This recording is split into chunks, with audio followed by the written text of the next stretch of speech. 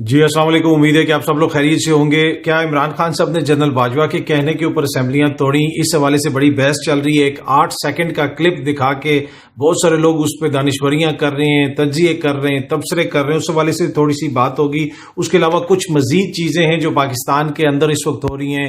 گزشتہ روز جو مبینہ آڈیو آئی تھی اس کے اوپر بھی تھوڑی سی روشنی ڈالیں گے، اور آخر میں تھوڑا سا آپ سے ذکر کریں گے سوڈان کا۔ جی ہاں جی، سوڈان میں کیا ہو رہا ہے، وہاں سے اس وقت جھڑپوں کی خبریں آ رہی ہیں کہ وہاں پہ کسی قسم کی خانہ جنگی چل رہی ہے۔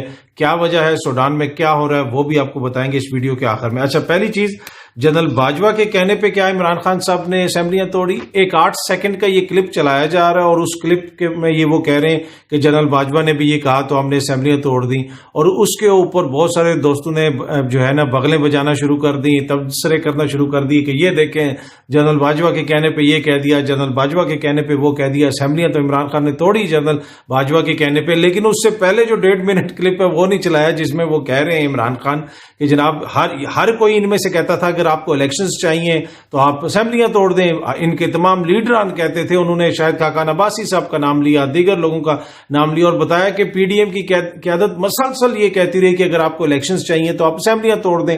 اور پھر انہوں نے کہا کہ صدر عارف علوی کے ساتھ جب میری جنرل باجوہ سے ملاقات ہوئی تو انہوں نے بھی کہا کہ اسمبلیاں اگر ٹوٹ جائیں گی تو پھر الیکشنز ہو سکیں گے، کیونکہ میں ان کو یہ کہہ رہا تھا کہ ہمیں الیکشنز چاہیے، ہمیں الیکشن چاہیے اور کچھ بھی نہیں، ہم نے الیکشن میں جانا ہے، ہمیں صاف اور شفاف الیکشن چاہیے۔ تو انہوں نے کہا کہ جی اسمبلیاں اگر ٹوٹ جائیں گی تو الیکشن ہو سکے گا۔ اب اس کی بات کے اوپر پچھلا سارا کانٹیکسٹ ہٹا دیا گیا اور 8 سیکنڈ کے اوپر دانشوریاں شروع ہو گئی۔ اچھا، پہلی بات یہ ہے جو بڑی امپورٹنٹ بات ہے، جس وقت اسمبلیاں توڑی جنرل باجوہ تو ویسے ہی ریٹائر ہو چکے تھے۔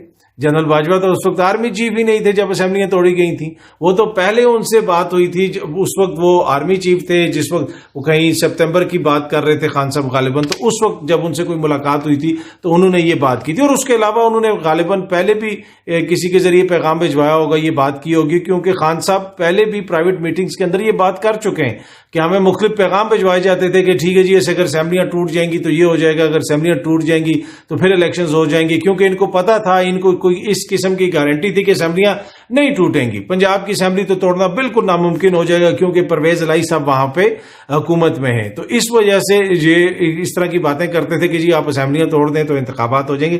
تو یہ اس کی اصل چیز ہے اور یہ اس کی اصل حقیقت ہے، جس کو وہ 8 سیکنڈ کا کلپ دکھا رہے ہیں، اور پھر عوام کے شعور کی ایسی توہین کر رہے ہیں کہ وہ جنرل باجوہ صاحب وہ تو پہلے ہی ریٹائر ہو چکے تھے، ان کے ریٹائرمنٹ کے بعد کیا پھر ان کے کہنے کے اوپر انہوں نے اسمبلیاں توڑی؟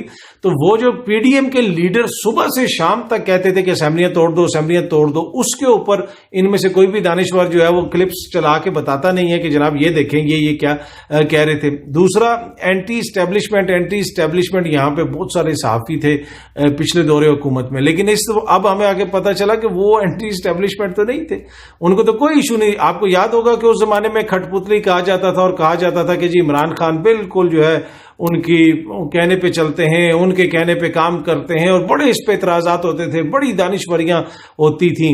لیکن اس دور کے اندر آپ نے کوئی ایسا کچھ سنا کہ کوئی اس قسم کی بات ہوئی ہو، کوئی اسٹیبلشمنٹ کے خلاف کوئی انہوں نے بیانیہ کھڑا کیا ہو، اسٹیبلشمنٹ کو ٹارگٹ کیا ہو؟ نہیں، وہ مسلسل عمران خان کو ٹارگٹ کر رہے ہیں۔ تو پرابلم یہ ہے کہ پھر شاید یہ صرف اینٹی عمران خان تھے، اینٹی اسٹیبلشمنٹ نہیں تھے، بہت سارے اس میں دوست ہیں، بہت سارے نام ہیں، بلکہ یہاں تک کہا گیا کہ پھر اسٹیبلشمنٹ یہ کر دے، عمران خان کے ساتھ یہ کر دے، عمران خان کے ساتھ وہ کر دے۔ وہ اسٹیبلشمنٹ جو کہہ رہی ہے کہ جی ہم نیوٹرل ہیں، ان کو بھی ایک طرح سے شہ دلانے کی کوشش کی گئی، ایک طرح سے ان کو قائل کرنے کی کوشش کی جا رہی ہے کہ جی یہ تو بڑا خطرہ ہے، آپ کے لیے بھی بڑا خطرہ ہے، تو اس کے ساتھ یہ کر دیں اور وہ کر دیں۔ تو وہ کدھر گئی آپ کی ساری اینٹی اسٹیبلشمنٹ؟ حالیہ دنوں میں ہی نجم سیٹھی صاحب کا ایک کلپ جو ہے وہ سوشل میڈیا پہ وائرل ہے، جہاں پہ وہ بات کر رہے ہیں اور وہ کہہ رہے ہیں کہ شہباز شریف صاحب کے حوالے سے کہہ رہے ہیں کہ جو ان کو اس طرف سے کہا جاتا ہے وہ کر دیتے ہیں، اس سے بہتر اور کوئی کینڈیڈیٹ نہیں ہے۔ وہ اس طرح کی انہوں نے کوئی بات کی تھوڑی سی اپنے انٹرویو کے اندر، ایک کلپ کے اندر۔ تو اب دیکھ لیں کہ اس حالیہ عرصے میں کتنی چیزیں کس کے کہنے پہ ہو رہی ہیں، کیسے ہو رہی ہیں۔ کبھی کوئی الزام لگایا کسی صحافی نے؟ کوئی کسی قسم کا جو ہے وہ اس پہ بات ہی نہیں کرتے، اور پہلے جو باتیں ہوتی تھیں وہ آپ کے بھی سامنے اور میرے بھی سامنے کہ کس طریقے سے جناب ان کو کہا جاتا تھا، کس طریقے سے ان کو ٹارگٹ کیا جاتا تھا۔ اچھا، اب یہ جو اس طرح کا بیانیہ بنایا جاتا ہے کہ جی وہ جنرل باجوہ کے کہنے پہ انہوں نے اسمبلیاں توڑ دی، وہ 8 سیکنڈ کا کلپ لگا کے، اب ان کو نہیں پتا کہ عوام کی اس طرح ہم توہین نہیں کر سکتے، عوام تو اس کی جو ہے 2 منٹ میں اس کا پوسٹ مارٹم کر دے گی اور سب کچھ سامنے لا کے رکھ دیں گے. شاید یہ سمجھتے ہیں کہ ان کے اپنے جو ووٹر سپورٹر ہیں ان کی دل کی تسلی کے لیے شاید وہ اتنے نائیو ہیں یا اتنے ان کو پتہ کچھ نہیں ہے, وہ بالکل ہی مطلب ان کو سیاست کا نہیں پتہ, حالات کا نہیں پتہ, جو ہم کہیں گے وہ مان لیں گے, اور یا پھر یہ اپنی دل کی تسلی کے لیے چلو کم از کم اپنے دل کی تسلی کے لیے کوئی چیز کہہ دیں, کوئی تو نیریٹو بنانے کی کوشش کریں. اچھا, ایک اور چیز جو ہے جو میں آپ سے شیئر کرنا چاہتا ہوں وہ ہے جناب گزشتہ روز جو آڈیو آئی تھی, اس آڈیو کے اوپر مریم نواز صاحبہ نے بھی بڑی جو ہے وہ ٹویٹس بھی کی, اس کے اوپر کامنٹ بھی کیا, بلکہ یہاں تک کہ جو صحافیوں نے رول آف مدر ان لا اور ساس کوٹ اس طرح کی باتیں کی ہوئی تھیں وہ ری ٹویٹس ان صحافیوں کی مریم نواز صاحبہ نے, اور انہوں نے کوشچن بھی پوچھا کہ جناب سپریم کورٹ کا نہیں ساس کورٹ کا. انہوں نے ایک دنیا نیوز کے ایک جو ہے خبر کے اوپر یہ بھی کوٹ کر کے ٹویٹ کیا. یہ وہی مریم نواز صاحبہ جو کہتی تھی پہلے تو وہ لوگ مجھ سے معافی مانگیں جنہوں نے میری آڈیو کلپ بنایا. یہ آپ کو یاد ہوگا انہوں نے جب ان کی آڈیو آئی تھی کہ میری پرائیویٹ کنورسیشن کیوں ریکارڈ کی گئی. یہاں پہ اگر مبینہ طور پہ یہ چیف جسٹس صاحب کی ساس کی ویڈیو ہے آڈیو ہے تو وہ کیوں ریکارڈ کی گئی؟ 2 پرائیویٹ سٹیزنز کی, مطلب یہاں تک بات آ گئی کہ بزرگ خواتین کی آپ جو ہے وہ ریکارڈ کر رہے ہیں آڈیوز.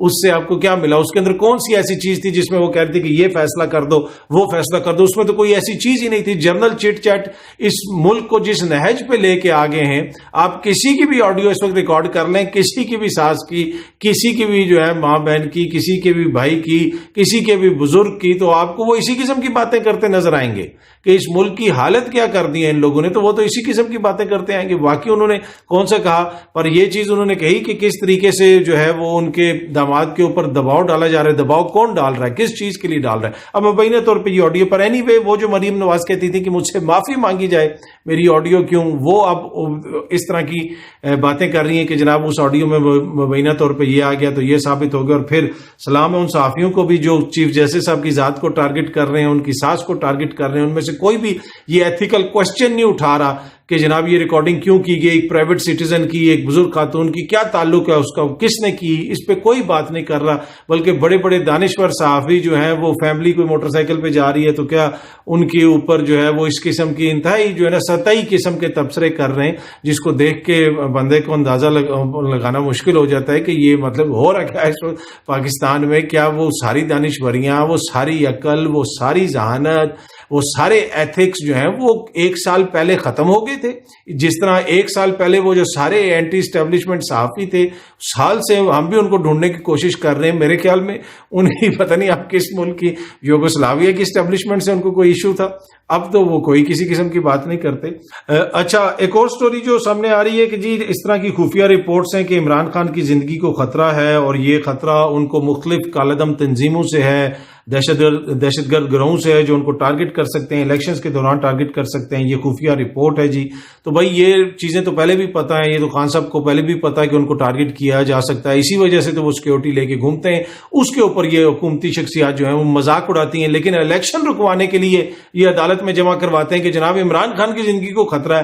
تو جب عمران خان وہ بلٹ پروف چیزیں لے کے گھوم رہے ہوتے ہیں اس وقت یہ لوگ مذاق اڑا رہے ہوتے ہیں, ٹھٹھے لیتے ہیں اور کہتے ہیں یہ دیکھو اور وہ دیکھو. بھائی عمران خان کی زندگی کو تو خطرہ ہے, لیکن اس کے باوجود وہ کہتا ہے جی میں نے الیکشنز میں جانا ہے. آپ نے عمران خان کی زندگی کو جو خطرہ ہے اس سے صرف یہ چیز اخذ کرنی ہے کہ جی الیکشنز نہ ہو, باقی اور جو ہے سب کچھ ہو جائے, پورے ملک میں جو کچھ چل رہا ہے وہ چلتا رہے, لیکن الیکشنز نہ کروائیں. تو الیکشن نہ کروانے کے لیے یہ خود بھی مان گئے کہ جی اس کی زندگی کو خطرہ ہے. خطرہ تو ہے, پہلے بھی اداروں کی رپورٹس ہیں اور خان صاحب کو پتہ ہے کہ ان کو خطرہ, اور اسی وجہ سے وہ اتنے پریکاشنز لیتے ہیں. اچھا, آخر میں سوڈان کے حوالے سے تھوڑی سی چیز آپ سے شیئر کروں گا. سوڈان کے اندر اس وقت ایک طرح سے خانہ جنگی کی صورتحال ہے. وہاں پہ 2 مختلف فورسز جو ہیں وہ آپس میں لڑ رہی ہیں. ایک سوڈان کی ریگولر آرمی ہے اور ایک سوڈان کی ریپڈ سپورٹ فورس ہے.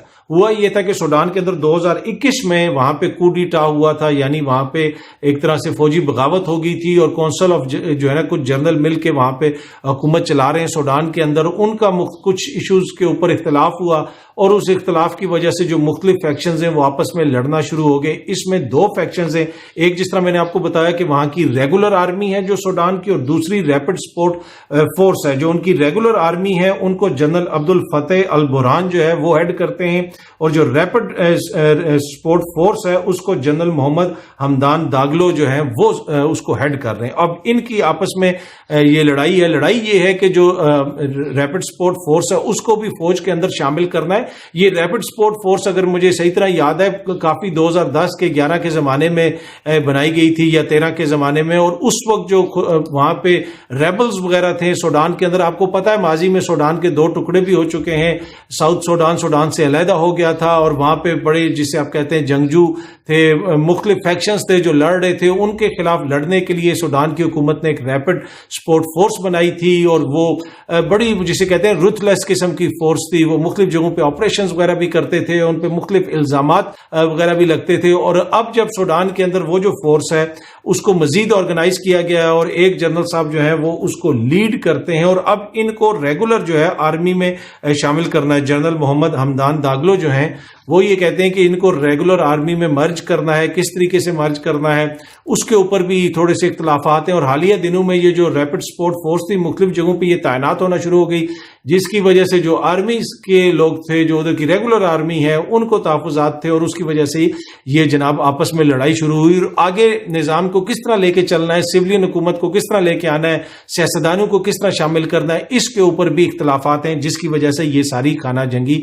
وہاں پہ چل رہی ہے. یہ میں نے آپ کو لمیٹڈ الفاظ میں سمجھا دیا کہ بنیادی طور پہ سوڈان کے اندر ہو رہا کیا ہے اس وقت. اب دیکھتے ہیں چیزیں آگے کس طرف جاتی ہیں. وہاں پہ جتنے بھی ممالک ہیں انہوں نے اپنے لوگوں کو وہاں سے نکالنا شروع کر دیا ہے. غریب ملک ہے, افریقہ کا ایک بڑا ملک ہے, مسلمان ملک ہے سوڈان, اور سوڈان کے اندر آپ کو پتا ہے کہ ان کی جو زبان انگلش اور عربک جو ہے ان کی نیشنل ایک طرح سے آپ کہہ سکتے ہیں زبانیں ہیں یا سرکاری زبانیں ہیں, وہاں پہ یہ بولی جاتی ہیں. اس کے علاوہ باقی مقامی زبانیں وغیرہ تو کافی ہیں. تو یہ سلسلہ چل رہا ہے جناب اس وقت سوڈان کے اندر کہ وہاں پہ کو ہوئی تھی, کو کے بعد وہاں پہ جو لوگ آئے تھے اب ان کے آپس میں اختلافات ہیں. آپس میں کیوں اختلافات ہیں کہ جو ریگولر فوج اور جو ریپڈ سپورٹ فورس ہے اس کے اختلافات ہیں کہ کس طریقے سے ان کو مرج کرنا ہے, اور ان کی جو لیڈرشپ ہے وہ اس چیز پہ ایگری نہیں کر رہی کہ کنٹری کو آگے کس طرح لے کے جانا ہے. تو یہ بنیادی چھوٹا سا جو اس کا خلاصہ ہے وہ میں نے آپ کو بتا دیا. امید ہے کہ ویڈیو آپ کو پسند آئی ہوگی. بہت جلدی آپ سے پھر ملاقات ہوگی. Thank you so much.